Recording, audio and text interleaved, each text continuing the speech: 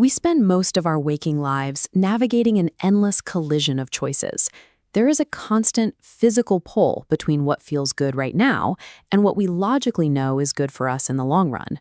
Over 2.5 millennia ago, a young boy named Nachiketa recognized this exact tension. To understand it, he bypassed the living philosophers of his era and traveled to the underworld to demand answers from the only entity who sees the final result of all human choices: death. But the Lord of Death, Yama, does not appear in this text as a grim reaper. Instead, he acts as a majestic, patient teacher, guiding a student through the mechanics of the mind.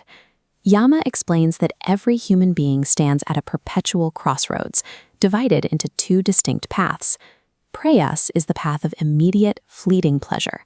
Shreyas is the path of lasting, ultimate good. His first lesson to the young seeker is stark. Every single decision we make acts as a physical force. It either binds us tighter to the anxieties of the external world, or it inches us closer to total psychological freedom. Yama does not hand over this knowledge freely. He tests Nachiketa's resolve, offering him every conceivable earthly distraction in exchange for dropping his questions. He promises unimaginable wealth, celestial companions, and a lifespan stretching across eras. He even offers an exquisite multicolored necklace, a symbol for the dazzling variety of worldly status and secular success. To the Lord of Death, it is a trivial bribe. To most mortals, it is the ultimate goal. Nachiketa turns it all down. He recognizes that infinite wealth and endless pleasure still culminate in death. He stands his ground, insisting on the one secret Yama guards most jealously: the true nature of the self. This rejection is the strict prerequisite for the teaching. By proving he is immune to the lure of the pleasant, Nachiketa earns the right to see the hidden blueprint of the human condition. To map out this internal blueprint, Yama provides one of the oldest and most precise psychological frameworks in history, the metaphor of the chariot. First is the physical body. This is the chariot itself, the vehicle moving through the material world. Pulling this heavy vehicle are the 5 horses. These represent the indriyas, our senses of perception and action, constantly pulling us forward. The terrain these horses traverse are the roads, the countless objects of desire in the external world, from food to social status. Left unchecked, the horses naturally want to chase all of them. To connect the chaotic energy of the horses to the vehicle, there are the reins. This is the mind, or manas. It is simply a mechanism of transmission, capturing the input of the senses and funneling it backward. Holding those reins is the charioteer. This is the buddhi, the human intellect. It is the only component in this machine equipped to discriminate, deliberate, and make actual decisions. Finally, sitting quietly in the back, is the owner of the chariot, the passenger. This is the Ātman, the pure self. It does not drive. It simply experiences the journey.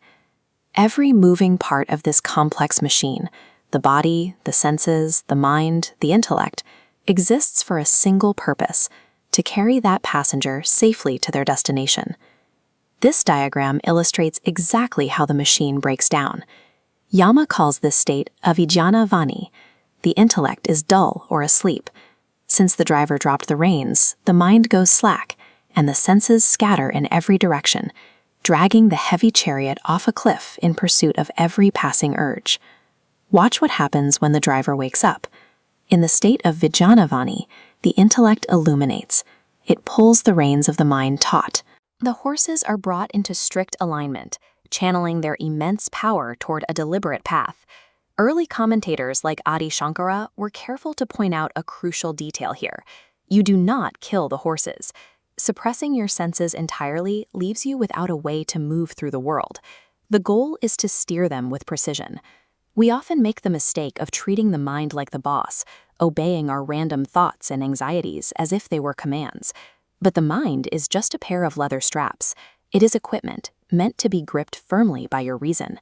What we call psychological suffering is simply a mechanical failure, a charioteer who has forgotten how to hold the reins. The Upanishad lays out a strict hierarchy of strength to solve this. The pull of the senses is strong, but the mind that processes them is stronger, and the intellect that directs the mind is stronger still. Teachers like Swami Chinmayananda brought this ancient framework into the modern era because it acts as a highly practical manual for emotional regulation. When you feel overwhelmed, you step back from the sensory horses into the calm seat of the rational driver. You step back until you realize the ultimate truth of the journey. You are not the horses. You are not the intellect holding the reins. You are the quiet passenger. And recognizing that puts a definitive end to the cycle of fear and grief. For those who master their chariot, the text promises they reach the farther shore. Their separate identity dissolves, flowing like a river back into the quiet ocean of the infinite. But a mechanical problem remains. Eventually, the physical wood of the chariot splinters. The body fails. When the vehicle finally breaks down on the side of the road, where exactly does the passenger go next?